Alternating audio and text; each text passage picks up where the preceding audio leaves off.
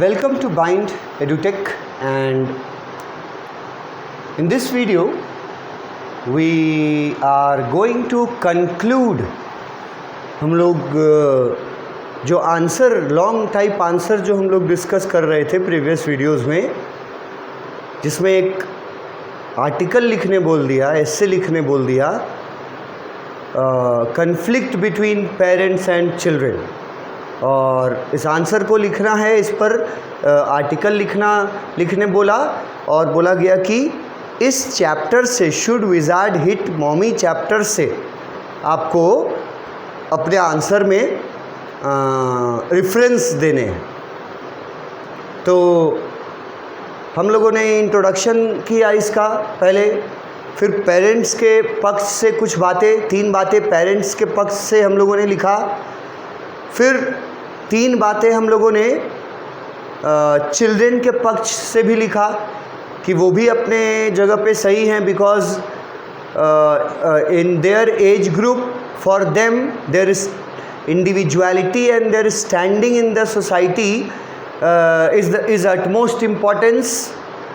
और जो को वहाँ शामिल किया कि जो को ये बिल्कुल पसंद नहीं आया था कि उसकी मदर ने, रॉजर स्कंक की मदर ने कहानी में रॉजर स्कंक का गुलाब वाला स्मेल फिर से चेंज करवा के उसका पुराना जो ओरिजिनल बैड स्मेल था वो करवा दिया था और घर ले आई थी। उसके बाद स्टोरी फिनिश किया था जैक ने। तो जो को ये बात हाईली ऑब्जेक्शनेबल लगा था, हाईली ऑब्जेक्शनेबल, इसलिए जो बोलती है स्टूपिड मॉमी, ये बहुत स्टूपिड मॉमी थी वो, उसने अपने बेटे की खुशियाँ छीन ली। अब फिर क्या होगा? अब फिर उसके बेटे को चिढ़ाया जाएगा, मजाक उड़ाया जाएगा बाकी क्रिएचर्स के द्वारा, और जो फ्रेंड्स और जो हैप्पीनेस उसको मिला था रोजेस के स्मेल के कारण, वो फिर से छिन जाएगा, फिर से वो अकेला रह जाएगा। ये सोच थी जो की 4 साल की बच्ची की। अब इस आंसर को कंक्लूड कर रहे हैं इस पैराग्राफ में, मतलब इसको फिनिश कर रहे हैं, निष्कर्ष निकाल रहे हैं इस पैराग्राफ में। ये जो आपके सामने है, इसमें भी अगर आप सेंटेंस वाइज देखें तो एक सेंटेंस यहाँ फुल स्टॉप है, एक सेंटेंस वहाँ क्वेश्चन मार्क पे बन जाएगा, और ये एक सेंटेंस यहाँ, मतलब इसमें भी 3 वाक्य हैं। कंक्लूडिंग जो पार्ट है पैराग्राफ, उसमें भी 3 वाक्य हैं फुल स्टॉप के वाक्यों के हिसाब से, सेंटेंसेस के हिसाब से। और देखो कि अगर तुम लोग इस आंसर का प्रीवियस वीडियोस देखा होगा तो ये देखो कि फर्स्ट इंट्रोडक्टरी पैराग्राफ में भी 3 ही वाक्य हैं। पेरेंट्स के तरफ से जो पक्ष से जो लिखा गया उसमें भी 3 ही वाक्य हैं। फिर बच्चों के पक्ष से जो लिखा गया उसमें भी 3 ही सेंटेंस हैं। और अब इसको कोइंसिडेंस बोलो या जो बोलो, वैसे तो मैंने ये जानबूझ करके नहीं रखा है, पर कोइंसिडेंटली जो कंक्लूडिंग पैराग्राफ है उसमें भी 3 ही सेंटेंस है, मतलब 3 की पॉइंट्स हैं। तो क्या है वो 3 की पॉइंट्स, सेंटेंस बाय सेंटेंस देखेंगे। अब कंक्लूडिंग जो पैराग्राफ है उसमें लिखा जा रहा है कि parents are also right in their ideology. First मतलब इंट्रोडक्टरी पैराग्राफ के बाद पेरेंट्स के पक्ष में 3 बातें लिखी गई थी कि कैसे वो सही हैं अपने जगह पर। उसके बाद फिर चिल्ड्रन के तरफ से 3 बातें लिखी गई जो कैसे सही थी। अब कंक्लूड कर रहे हैं जब, तो फिर से इसमें पेरेंट्स के पॉइंट ऑफ व्यू को डाला जा रहा है, क्योंकि अल्टीमेटली अगर तुम ये, वैसे तो लिखने के लिए तो क्या बोले उसको, फॉर्मेलिटी है कि लिखना तो है कि दोनों अपने अपने साइड पे सही हैं, पर अगर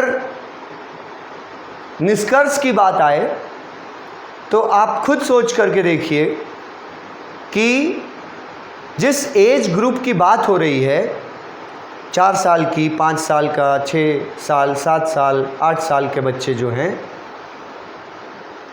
वो उनका आइडियोलॉजी उनके उम्र के हिसाब से होता है, और अपने जगह पर वो सही होते हैं, पर एक्चुअली में फाइनली जो है वो पेरेंट्स के पक्ष को ही ज़्यादा मजबूत बताया जाएगा, जो कि सही भी है कि 5 साल का बच्चा अपने लिए सही डिसीज़न ले सकता है या उसके पेरेंट्स 5 साल के बच्चे के लिए सही डिसीज़न ले सकते हैं। ऑब्वियसली पेरेंट्स सही डिसीज़न ले सकते हैं। तो कंक्लूज़न जो है इस पैराग्राफ में, इसमें पेरेंट्स को ही सपोर्ट किया गया। अल्टीमेटली लिखा गया कि parents are also right in their ideology, और एग्जाम्पल दिया गया रॉजर स्कंक की मम्मी का। फर्स्ट सेंटेंस में ही चल रहे हैं अभी कि पेरेंट्स भी अपने आइडियोलॉजी में, अपने थिंकिंग में बिल्कुल सही हैं। लाइक यहाँ किस पेरेंट की बात करी? 2 पेरेंट हैं यहाँ, एक है जैक और उसकी वाइफ, और एक तरफ है मदर स्कंक। तो यहाँ मदर स्कंक, रॉजर स्कंक की मम्मी को का एग्जाम्पल दिया गया कि पेरेंट्स भी अपने जगह पर सही हैं, जैसे कि रॉजर स्कंक की मम्मी अपने जगह पर बिल्कुल सही थी कहानी में। पहला सेंटेंस हुआ। पहला सेंटेंस में पेरेंट्स को के आइडियोलॉजीज़ को सपोर्ट किया गया, बोला गया वो भी अपने जगह पे तो सही हैं, और एग्जाम्पल उदाहरण के तौर पे किसको लिया गया? उदाहरण के तौर पे लिया गया रॉजर स्कंक की मम्मी को। अब क्या सही उसने किया था ये आगे लिखा है। Who did not want her son to lose his originality and identity. ये वर्ड्स पहले भी आ चुके हैं चैप्टर का टेक्स्ट बुक का एक्सप्लेनेशन करते वक्त, और बहुत सारे शॉर्ट क्वेश्चन आंसर्स को एक्सप्लेन करते वक्त, और स्पेशली टेक्स्ट बुक जब मैं एक्सप्लेन कर रहा था वीडियो में, तो उसमें मैंने ये दोनों वर्ड्स को हाईलाइट किया था और इस पर डिस्कस भी किया था कि जो चीज़ आपको आपके बर्थ से मिलती है, बाय बर्थ जो चीज़ होता है वो आपका ओरिजिनलिटी होता है, और उसी को इक्विवेलेंट समझ लो, इक्वल नहीं, इक्विवेलेंट समझ लो कि वही आपका आइडेंटिटी भी होता है। जो चीज़ आपको नेचुरली मिला है, बाय नेचर, बाय गॉड, वही चीज़ आपकी पहचान है। तो रॉजर स्कंक की मम्मी सही बोल रही थी ना कि अपने बेटे को कि ये जो तुम्हारा बैड स्मेल है, this is the way a skunk should smell. कि एक स्कंक का पहचान उसका बैड स्मेल ही होता है, ये उसका ओरिजिनलिटी होता है, उसका आइडेंटिटी होता है। और अगर तुम अपना ओरिजिनलिटी और आइडेंटिटी लूज़ कर दोगे या चेंज कर लोगे, अब चेंज करोगे तो इसका मतलब लूज़ कर दिया। तो रॉजर स्कंक की मम्मी का आइडियोलॉजी जो था, जो पेरेंट्स को रिप्रेजेंट कर रही है, उसका आइडियोलॉजी भी बिल्कुल सही है कि भगवान द्वारा दी गई चीज़ें जो हैं या प्रकृति द्वारा दी गई चीज़ें जो हैं, वो नेचुरल जो आपको बाय बर्थ मिला है वो आपका आइडेंटिटी है। और उसकी माँ नहीं चाहती थी कि उसका बेटा अपना ओरिजिनलिटी और आइडेंटिटी खो दे। तो मम्मी कहाँ गलत हुई, सो बताओ? मम्मी गलत नहीं ना है अपने पक्ष से, वो अपने बेटे का स्मेल वापस चेंज करा देती है। क्यों कराती है? क्योंकि वो चाहती है कि उसका बेटा अपना ओरिजिनलिटी और अपना आइडेंटिटी नहीं खोए। बेटे के भलाई के लिए कर रही है, गलत तो नहीं सोच रही है उसके लिए। तो उसका आइडियोलॉजी भी बिल्कुल सही है कि वो नहीं चाहती कि अपने बेटे का, कि उसका बेटा अपना आइडेंटिटी और ओरिजिनलिटी खो दे। वो क्या चाहती है? थर्ड सेंटेंस है, 2 पॉइंट ऊपर हो गया कंक्लूडिंग पैराग्राफ में।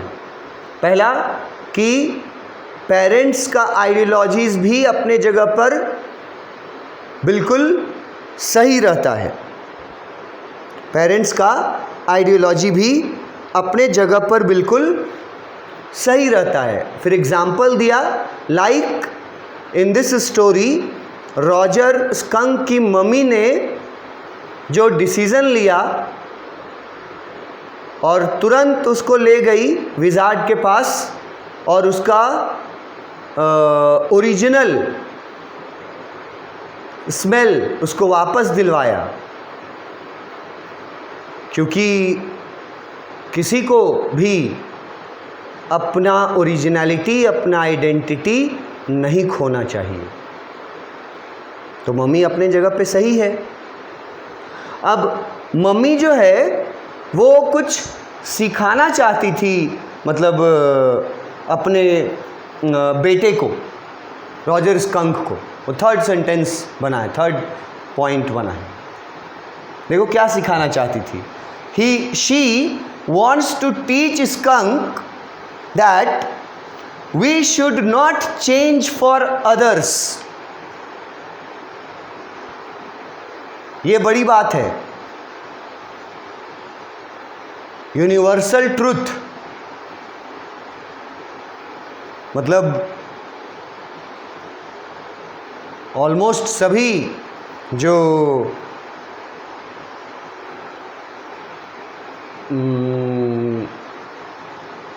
बड़े लोग, जो क्या उनको आप लोग समझोगे,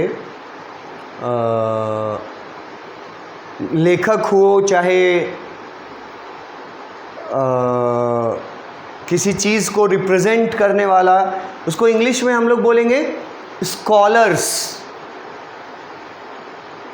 इंग्लिश में हम लोग स्कॉलर्स उसको लिख सकते हैं, जो विद्वान। तो अगर देखा जाए तो रॉजर की मम्मी रॉजर स्कंक को नहीं चाहती थी कि वो अपना आइडेंटिटी, अपना ओरिजिनलिटी यूज़ करे, चेंज करे।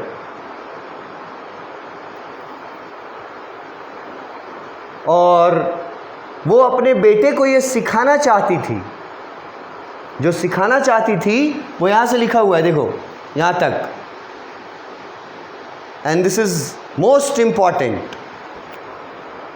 universally you can give reference. It is a universal truth. Universal truth ये है कि we should not change ourselves for others. दूसरों की खातिर हमें खुद को नहीं बदलना चाहिए. हम जो हैं, मेरी जो पहचान है, मेरी जो ओरिजिनलिटी है, कुछ खुशियां पाने के लिए या फ्रेंडशिप पाने के लिए या नाम कमाने के लिए, किसी भी चीज़ के लिए, ये यूनिवर्सली ट्रू है ये बात कि हम लोगों को खुद को, अपने ओरिजिनलिटी को, आइडेंटिटी को कभी नहीं बदलना चाहिए दूसरों की खातिर. ठीक है.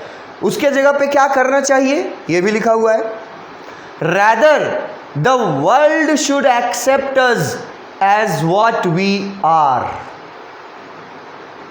ये सेंटेंस जो है ना, तो ये इनकम्प्लीट है अगर ये नहीं लिखोगे तो. ये लिख दिया कि we should not change ourselves for others. उसके जगह पे क्या होना चाहिए? The world should accept us as we are. दुनिया को हम जैसे हैं वैसे ही दुनिया हमें एक्सेप्ट करे. एक्सेप्टेंस के लिए, किसी के एक्सेप्टेंस के लिए, एक्सेप्ट ये वर्ड समझ लो ना, एक्सेप्ट आसान वर्ड है, स्वीकार करना. ठीक है, स्वीकार करना. तो यहां लिखा जा रहा है कि दुनिया जो है उसको आप जैसे हैं वैसे ही स्वीकार करना चाहिए, ना कि आप उनके एक्सेप्टेंस पाने के चक्कर में खुद के ओरिजिनलिटी और आइडेंटिटी को बदलें. ये नहीं होना चाहिए. रॉजर स्कंक की मम्मी जो पेरेंट्स के आइडियोलॉजी को रिप्रेजेंट करती है वो बिल्कुल सही है, क्योंकि वो नहीं चाहती कि उसका बेटा अपना आइडेंटिटी, अपना ओरिजिनलिटी लूज़ करे. वो अपने बेटे को कुछ सिखाना चाहती है उस उम्र में जो ज़रूरी है सिखाना. और वो सिखाना ये चाहती है कि दूसरों के लिए कभी खुद को मत बदलो. दूसरों का एक्सेप्टेंस पाने के लिए, ये एक्सेप्टेंस वर्ड बहुत इंपॉर्टेंट है. मतलब कि किसी का एक्सेप्टेंस पाने के लिए, चाहे वो दोस्त हो, चाहे वो कोई भी हो,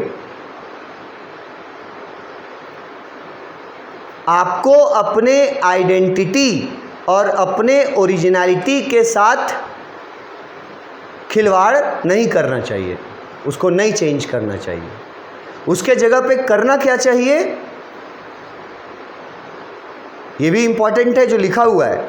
उसके जगह पर ये होना चाहिए कि आप जैसे हैं दुनिया आपको वैसे ही एक्सेप्ट करे एज यू आर.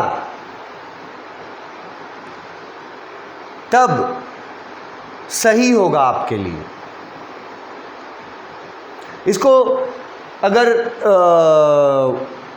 बुकिश और जो ये वर्ड्स हैं इनसे हट करके अगर कॉमन बोलचाल के भाषा में तुम समझना चाहो कि क्या सिखाना चाहती है उसकी माँ, पहला तो है कि अपना ओरिजिनलिटी और आइडेंटिटी लूज़ ना करे, वो तो ठीक है। सिखाना क्या चाहती है ये वर्ड्स जो हैं, ये लाइंस, इनको थोड़ा बोलचाल की भाषा में समझो और फिर तुम खुद लिख सकते हो वर्ड्स को यूज़ करके। कि किसी के एक्सेप्टेंस को पाने के लिए हमें अपने ओरिजिनलिटी के साथ, अपने आइडेंटिटी के साथ कोई समझौता नहीं करना चाहिए। इसका एक अर्थ वैसे तो अलग अलग एंगल से देखा जा सकता है, पर तुम इस एंगल से देखो कि मतलब एक होता है ना चेहरे के ऊपर मुखौटा लगाना। मुखौटा समझते हो? चेहरे के ऊपर चेहरा लगाना, जिसको हम लोग हिंदी में बोलते हैं, एक बड़ा अच्छा कहावत है। हाँ, जो लोग सुने होंगे, बहुत लोग सुने होंगे, समझ तो सब जाएंगे। मुंह में राम, बगल में छुरी।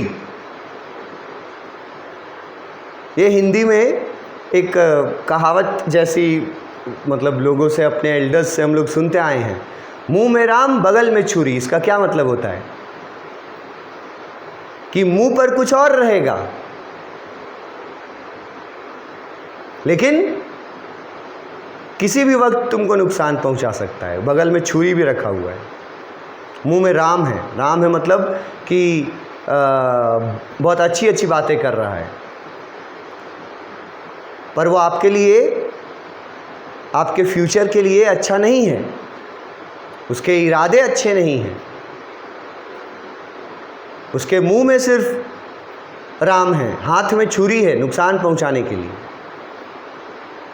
ये एक मैं बोलचाल की भाषा में समझाने की कोशिश कर रहा हूं आपको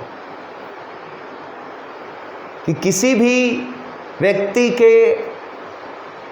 के द्वारा स्वीकार किए जाने के लिए आपको अपने आइडेंटिटी को नहीं बदलना चाहिए। You should never lose your identity for the acceptance of others. उसके जगह पे ये होना चाहिए कि आप का जो आइडेंटिटी है, आपका जो ओरिजिनलिटी है,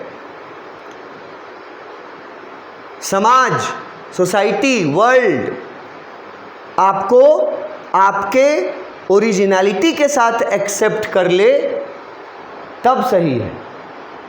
ये करना सही है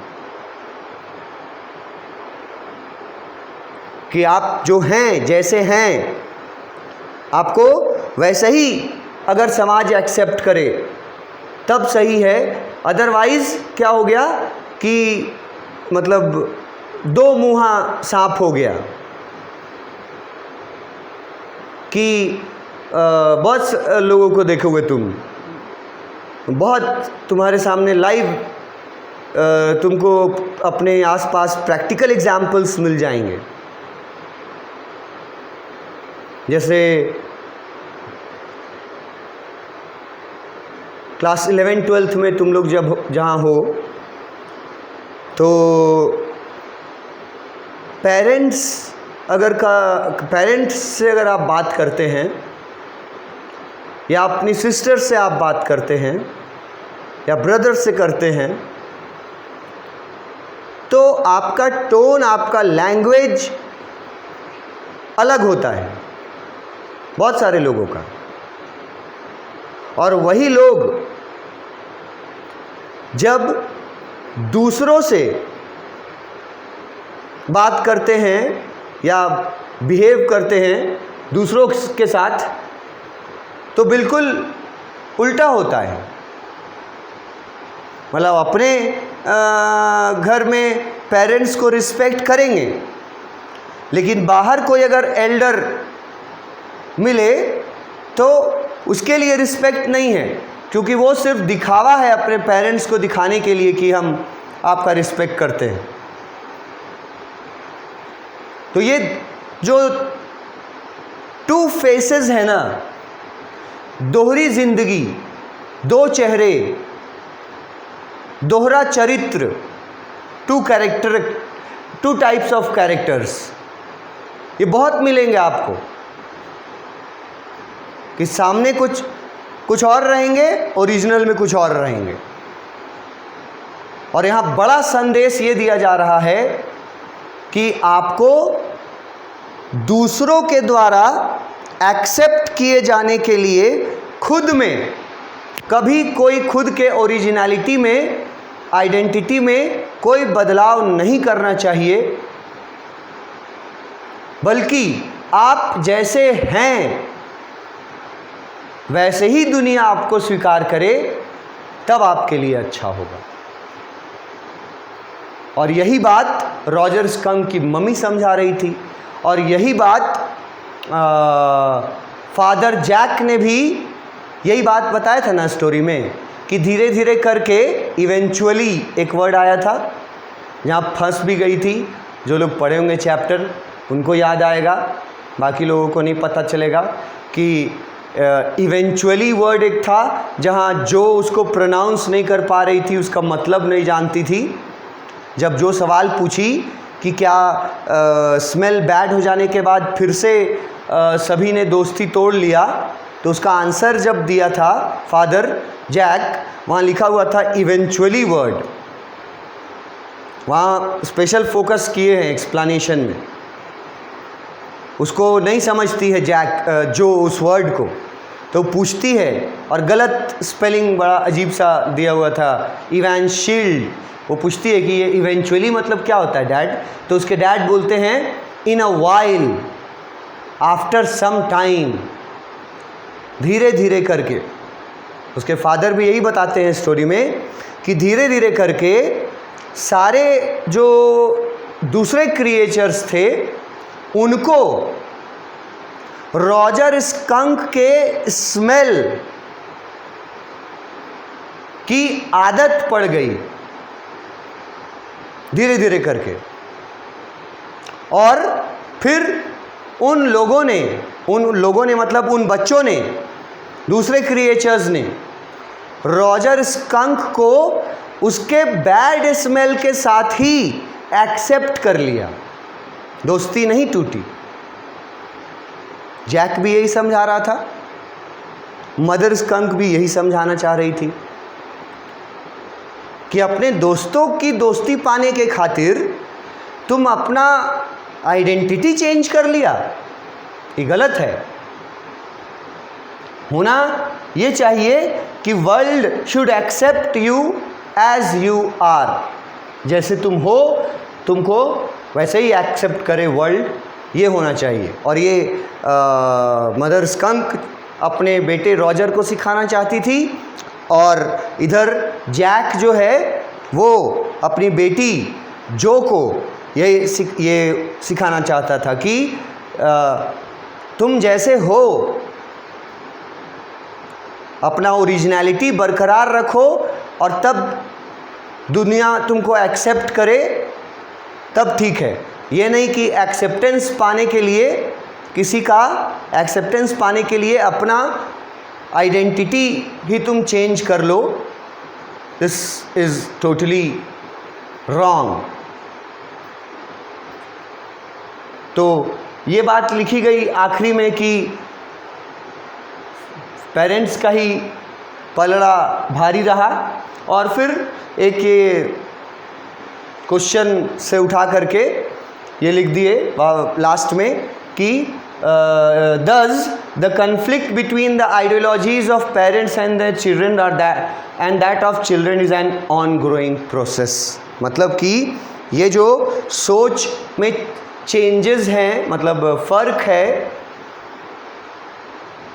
ये एक ऑनग्रोइंग प्रोसेस है, नेचुरल है, हमेशा से चलता आया है, और जब तक ह्यूमन बीइंग्स हैं तब तक चलेगा।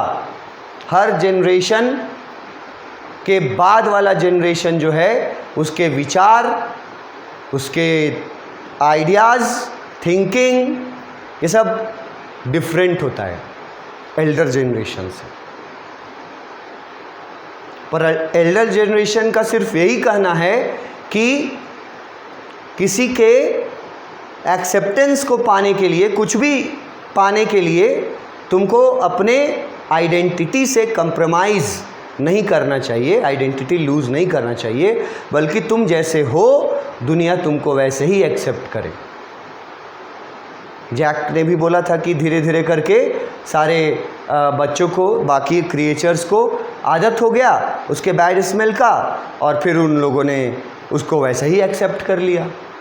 ये स्टोरी में बताया था जैक ने। तो यही इसका निष्कर्ष निकला है। लास्ट में लिखे हैं कि ये एक ऑन ग्रोइंग प्रोसेस है। जब तक ह्यूमन बीइंग्स हैं, जब तक ह्यूमन बीइंग्स के जनरेशन्स हैं, तब तक ये जो कन्फ्लिक्ट है, जो मतभेद है, वो हमेशा बना रहेगा। बच्चों के दृष्टिकोण से देखोगे साइड जाके तो वो अपने जगह पर सही हैं, पेरेंट्स के दृष्टिकोण से देखोगे तो वो भी अपने जगह पर आपको सही मिलेंगे।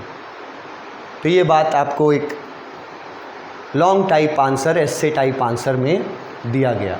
अब ये जो हम लिखे हैं इसका वर्ड्स जो है ये लगभग 200 वर्ड्स एकदम आराम से जाएगा, ज़्यादा भी हो सकता है।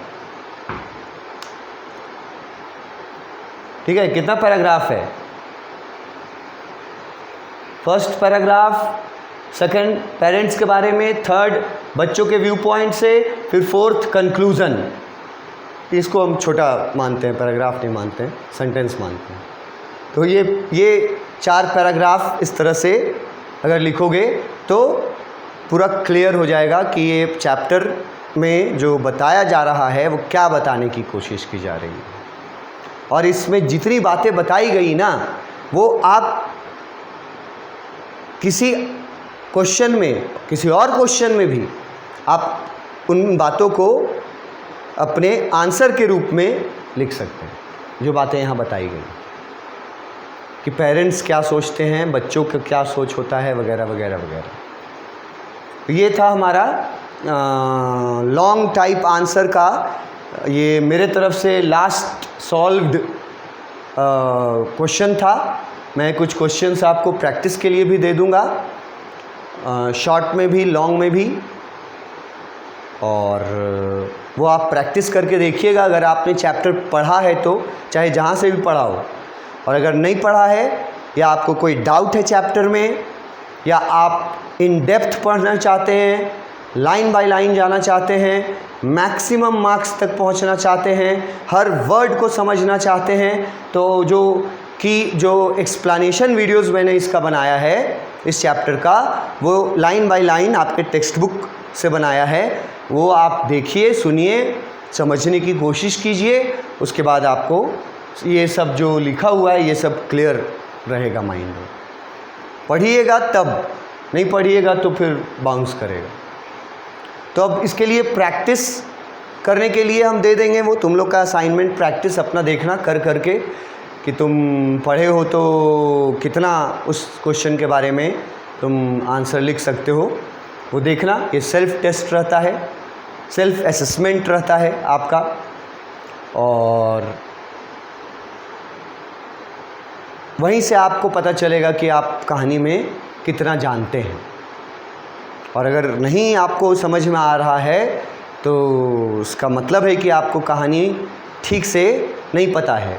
आप कभी एब्सेंट कर गए 2 क्लास में, कभी नहीं गए, इंट्रोडक्शन में नहीं गए, या तो कहीं भी आप छोड़िए कहानी तो पूरा डिस्टर्ब होगा। तो अच्छे से कहानी को, स्टोरी को, चैप्टर को एकदम फुल डिटेल में मैंने डिस्कस कर दिया, एक्सप्लेनेशन से लेकर के multiple choice question, short question answer, long question answers, इतना कर दिया है जितना से बाहर कुछ ना आ सकता है।